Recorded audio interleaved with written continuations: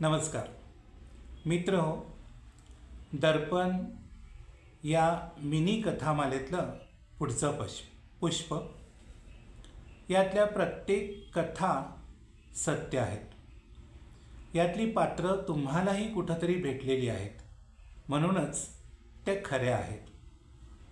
पुढचं पुष्प। बाबा, तुझे बाबा शेवटची घटका मोजत आहेत, येऊन जा। असं पत्र अशोकला मिळालं।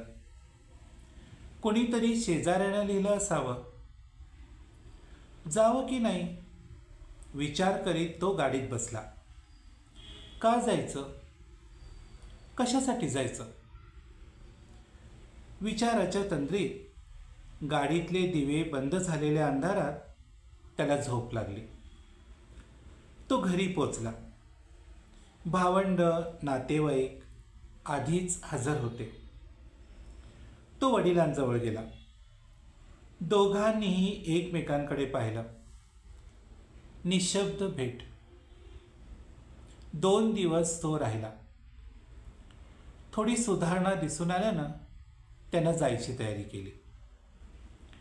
त्यांच्या खोलीत कुणीही नाही हे पाहून तो जवळ गेला। ते जागेच होते।